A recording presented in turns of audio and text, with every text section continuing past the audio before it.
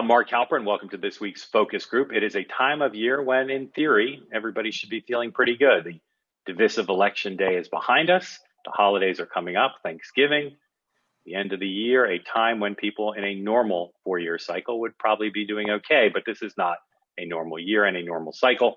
In addition, of course, the pandemic and the economic problems and other problems that has caused. We also are dealing with the aftermath of Election Day when some people are not happy with how things are going. So let's bring in our focus group to see what kind of good cheer exists out in the country. Welcome, everybody. I want to ask you all about how you're feeling about the current state of affairs where the media, much of the media has declared President-elect Biden. He is ahead in enough states by official tallies, which have not been certified, to be named the president-elect. But there are a lot of people, including the current president, who are not accepting that as the outcome. So Peg, I want to start with you. Tell me how you're feeling in the aftermath of Election Day about the current state of Trump versus Biden. How are you feeling about it? Anxious. What's making you anxious? I don't like where we stand. We're in a place where we have no protection. I mean, we're vulnerable at this moment. What do you think's causing that, Pega? Well, you don't have a party in charge, and so the transition isn't taking place. Right. So we're vulnerable. I wasn't born here. I was born in a country where I had freedom at one point and it was taken from me. Isn't it the president who's causing us to be in limbo right now? To be honest with you, every single one of us should be very, very concerned about where things are. We need to have integrity in our election because tables can be turned. When did we stop holding people who were in charge accountable for their actions? If you were the CEO of a business and somebody did something wrong, you would hold them accountable. He is the president of the United States who is in charge of all of us, and we need to start holding him accountable. I want to get a sense of the group and see how people are feeling generally. Raise your hand if right now you feel anxious or concerned about the state of the presidential contest. Raise your hand if you feel anxious or concerned about it. All right, so that is all of you but two. So, Deborah, let me ask you, you're someone who voted for Joe Biden. Why don't you feel anxious? Well, I think of all people that could step into a presidency with absolutely no advance notice, he was probably the best suited for that. And I feel like they should count every vote, and they will count every vote. And I still believe that Joe Biden will be the president.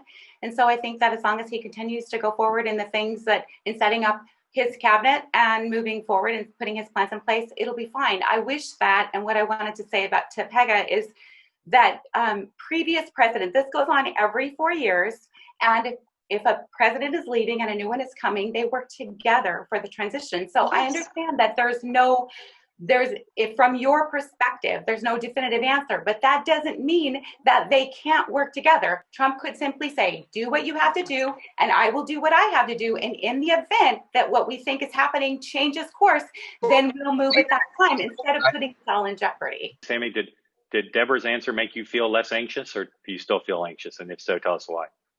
I still feel anxious. And now I want to touch on two things that Deborah said. The first is that you said it should be a smooth transition, and I do want to point out that Obama spent the last 2 months of his presidency spying on Trump, so that's not exactly smooth. And second of all, with counting every vote, I think there's a misinterpretation of what the Trump campaign is asking for, and they're asking to count every legal vote, and there has been lots of proof that there is potential fraud. So if Joe Biden is proven to be the president, I will be all happy to accept him. Something that I wanted to make a point on. Sworn affidavits that were swearing to proof.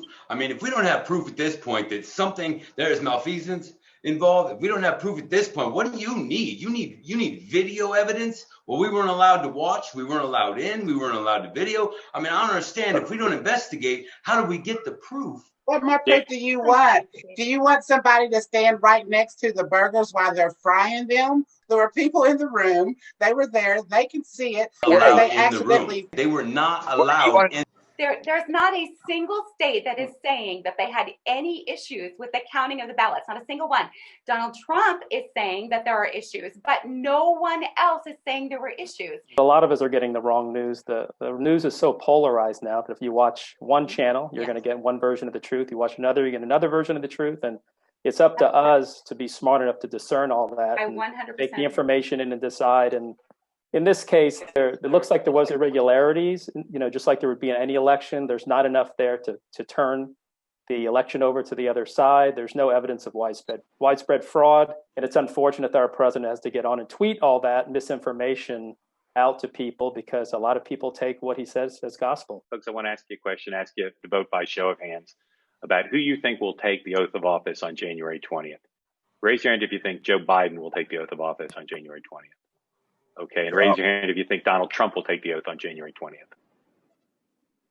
When Hillary conceded, she might have been upset that one day, but she came back and she showed America how to be an American and be humble. But this man is acting like a crybaby. He's acting like something. She blamed Russia. She's still blaming Russia. We're gonna have to go to break, but I want to go around and ask y'all for one or two words to tell me how you think the other side, the side who support the candidate you did not vote for. So if you're a Trump supporter, how you think Biden supporters are dealing with this phase of the election, okay? How do you think the other side? Let's start with our Trump supporters. Pega, how are Biden supporters handling this? One or two words. I think they're hopeful and joyful and happy. Okay. James? Delusional. Okay. Dan? They're eager, and they're eager. They want to get it over with. Let's just make it done. Okay. Sammy? Too confident. Too confident. Okay. And I want to ask the Biden folks how you think Trump supporters are handling this period. Doug, one or two words. I would say the same thing as James, delusional. Okay. Deborah? Obstinate, I guess. Okay. Jimmy? I'd say they're frustrated because they feel the wrong man won. Okay. And Kasha? I don't want the Kool-Aid that they're drinking. Okay. We're going to take a break. When we come back, we're going to talk about common ground right after this.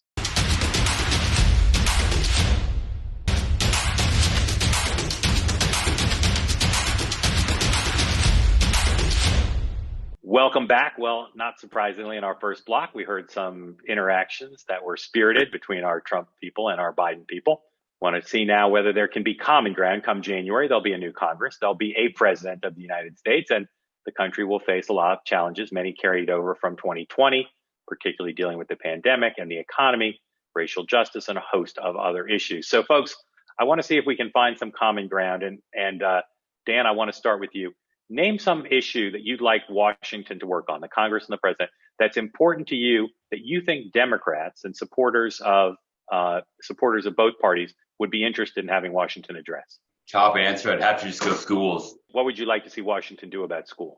I want school choice. I want to be able to take my voucher. I like competition. I think that it breeds a level of success to where if you have to compete for somebody's business, then you do a better job. Let me ask the four of you who voted for Biden, are any of you interested in having Washington make vouchers, school choice more available? Raise your hand if that interests you. All right. Not okay. There's one taker there. Deborah, what's something that you'd like to see Washington work on come the new year that you think would have appeal to Republicans and Trump supporters? I'd like to see them work on systemic racism. I know that there's a line where I think some don't think that it's a problem and many do. What could the federal government do about systemic racism? Well, I think they need to do the same thing that corporations do to solve those problems at a corporate level. They need to start with training and with helping everybody understand how it feels to be on the other side. I don't ever experience the things that Black people experience. I had no idea that Black people were afraid of the police. I never had to have that conversation. He asked you that and it makes me sad. Let me ask the four Trump supporters. Raise your hand if you think that it'd be good if a priority for Washington come January was dealing with systemic racism. Raise your hand. All right, no takers for that. I want one of you tell me an idea you have, a priority that you have that you think would have bipartisan support to have Washington work on. I'd like to see some common sense gun control, but I don't know that it would have bipartisan support. All right. I don't think that's a great candidate. No offense, but that's one that divides us. Can anybody name a single issue that the new Congress with whoever's president that you think would have bipartisan support? Anybody? I think we need to get this pandemic under control. Okay. What policies would you like to see done that, again, you think Doug would have bipartisan support? We're coming out with a vaccine. Vaccines aren't going to fix it. Vaccinations are going to fix it. So somehow we have to get people prepared for vaccination or not. And we have to get these vaccines out into the hands of the public. Okay. Is that a priority for you, Trump voters? No. Pega, why isn't that a priority for you, getting the vaccine well distributed? Let me explain, because I feel like you're misunderstanding where I'm coming from. I voted for Obama his first term. I did. Yes. Want me to give you some cookies because you voted for Obama? I don't believe for 1 second that this country is racist. I wanted him to do well. Pega, go back to why isn't distributing the vaccine a priority for you? Because there is a reason why this is happening to us. What is happening to us as a nation? We need to endure this, and we need to deal with it in a matter where we need to come together. A vaccine isn't going to fix our problem. So you have to tell your child every morning when he wakes up, make sure that you put your ID somewhere where it can be seen. So just in case somebody asks to see your ID, they don't actually shoot you. You gotta wake up and tell your child each and every morning, make sure you don't make no sudden movements, because if you move the wrong way, somebody might say something to you. Or hold on. Go ahead, jump in, James. I just get tired of hearing that from anybody that's tired of hearing it. I have a child and then have to deal with that. I went through that. That's always your excuse for everything, isn't it? Yeah, because I went through it, James. I went through it. If I didn't go through it, then it wouldn't be my excuse. If I didn't go through the exact same thing. Hold on. Sammy, I want to ask you, you're from a different generation than the other folks here. In your generation, are there any issues that you think people who are both supporters of the president, supporter of Joe Biden, that think there's common ground in your generation? Yeah, so I'm big on criminal justice reform in terms of with the whole BLM movement. Except what Deborah said in fixing the systemic racism, I didn't agree that training was necessarily important. I'm more for working on the criminal justice reform in terms of stopping the war on drugs, because there's too much interaction between police and communities. And I understand where Kasha is coming from, that she's been through stuff that none of us have. So I understand that, and I try to talk to people to understand different viewpoints. I just think it's important that we take it to where the actual issues are instead of focus on the kind of emotional side through the trainings. Sammy, are you talking about legalizing drugs when you say scaling back the war on drugs? Is that what you're talking about? Yes, actually. I'm actually a registered libertarian, so... Raise your hand, the other 7 of you. Raise your hand if you think drug legalization of some sort is an area of potential bipartisan compromise in 2021. Raise your hand if you think that would draw bipartisan support. Okay. Yeah, I would. Yeah. Okay. I support it, but I don't think it would draw bipartisan support.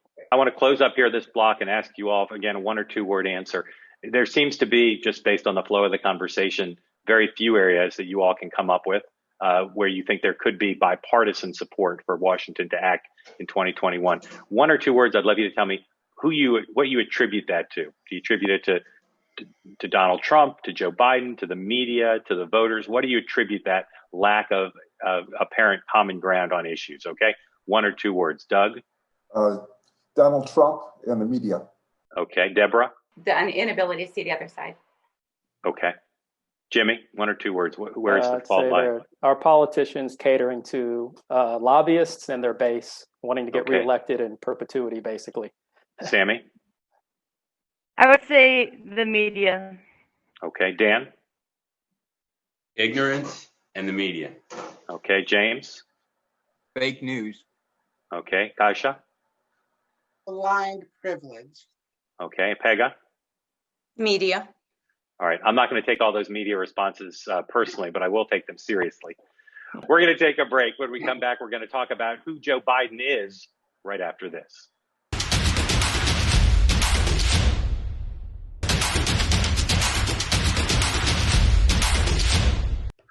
Welcome back. Joe Biden has been in national life in pretty prominent positions for quite some time. I've covered him a long time, and yet his positions on many issues are still a mystery. He's been called by some the most under-scrutinized president-elect, if you can consider him the president-elect in American history, or at least modern history. So I want to find out what you all think about and know about Joe Biden. He talks a lot about, during the campaign, about unifying the country and about dealing with the pandemic, including the economic implications. But I want to ask you all what else you think are Joe Biden's priorities if he takes the oath of office on January 20th. What do you think he wants to do in foreign policy, domestic policy, trade, immigration, etc.? So I want to start with a Biden supporter. And Jimmy, I want to start with you. What, besides the pandemic and the economy related to the pandemic and uniting the country, breaking gridlock, what's something that you think is important to Joe Biden to do as president? I think he wants to re-engage our global partners, especially in Europe, the Paris Accord, climate control, and some of the things that are probably on a global scale people are concerned with that Trump, didn't seem as concerned or as collaborative with. Okay, Dan, what's something that you think is a priority for Joe Biden if he takes the oath of office on January 20th? Everything that Jimmy just said, absolutely. We forgot to mention China and, Russia and anybody else where he can make money for him and his family. Deborah, what's something you think, besides what's already been mentioned, what's something you think is a priority for Joe Biden? He's got to deal with, and hopefully will deal with, the economy and how to bring back 9 million jobs that are, the people are going to run out of their support of unemployment benefits at the end of the year. Let me ask you all more generally. There's a lot of labels in politics. Tell me in one or two words where you would put Joe Biden on the ideological spectrum, from communist to, say, raging capitalist. How would you describe Joe Biden's philosophy regarding the economy and running the country generally? Doug, what would you say, one or two words? I'd say right in the middle. Okay, Sammy? I'd say puppet. He'll do moderate or progressive, whatever they want. Okay, Dan? He's a puppet, so we'll see who has more power when he gets in there. James? I think he's there so that his vice president can take over. I don't think he's there for anything other than that. Okay, Deborah? I think he's a left-leaning moderate. Left-leaning moderate. Jimmy? I'd say he's center-left. He's a pragmatist. Okay, Pega? I think he's a puppet. I think he's being used. Okay. So what the Trump supporters pretty much said across the board was that he was either left wing or a puppet and not ideological. And I'm curious, Deborah, why do you think that's the impression so many Republicans have of him? Because that's what the conservative media says. I think that's the problem, that everybody's complaining about fake news, but that is coming from somewhere. It's coming from conservative media that he's a puppet and he's being used. He's been around for 47 years, and the words that come out of his own mouth, he can't deny. And so there's a lot of record there. It's kind of difficult for him to argue against University. Hello, Trump. How many things has Trump tried to do and have failed at? He was not a politician. Let me tell you something. As a business owner, you live a different life in your own business. You live differently than if you actually. Pega, you need to understand yes, we're business owners. A businessman in life is different than the Donald Trump businessman he tells you he is. So what I think is frustrating is that it appears that everyone listens to what he says and not what is the truth. He has his own version, which I truly believe he believes is the truth. He was not a successful businessman. He's not a good president. What has Biden done for 47 years? What has he done in the last 47 years? Tell me one thing that he has successfully done in 47 years. A lot of people didn't vote for Biden as much as they voted against Trump. Folks, we're out of time. I want to get one more question, ask you to vote by show of hands, choosing between Donald Trump and Joe Biden. Raise your hand if you think Donald Trump is a more unifying figure than Joe Biden. Raise your hand. Oh. Okay, right. Okay, so the four Trump folks say that. I'm sure the four Biden people. Now, here's my question. Last question. The president got about at least about 75 million votes. Joe Biden's getting close to 80 million votes. A lot of discussion about whether each of them understands and appreciates the supporters of the other man. So again, raise your hand if you think Joe Biden has more appreciation and respect for Trump supporters than Trump has for Biden supporters. Raise your hand if you think Joe Biden has more respect and appreciation for Biden supporters. Okay. And raise your hand if you think Donald Trump has more respect and appreciation for Biden supporters than Biden does for Trump supporters. Raise your hand. All right, James, you didn't vote there? All right, so pretty much our expected partisan divide. Thank you all for participating. Another great spirited discussion at a time for the holidays. I hope all of you who participated here tonight have a great holiday time wherever you're able to celebrate. And thank all of you at home for watching. If you'd like to watch this program, you can watch it every weekend right here on Newsmax TV. And if you'd like to participate in a future episode, you can send us an email at focusgroup@walkingduck.com. That's focusgroup@walkingduck.com. So what did we learn? Well, I learned as we head into this holiday week, Americans are still pretty upset about what happened on Election Day and what's happening now. The divisions we see around the country very much reflected in our group about not just what happened on Election Day and in the casting and counting, but also about what might happen next. I also learned that if this group is representative of the country, and my sense is they are, that Joe Biden, if he's president in January, is going to have a very big challenge winning over Trump supporters who tend to use words like puppet to describe what they think of him, don't see him as a strong figure or even a particularly ideological figure. That presents a lot of challenges for someone who would like to lead the entire nation, which is one of his big points. And finally, I learned that this is going to be a challenge come January for the country to find a unifying agenda.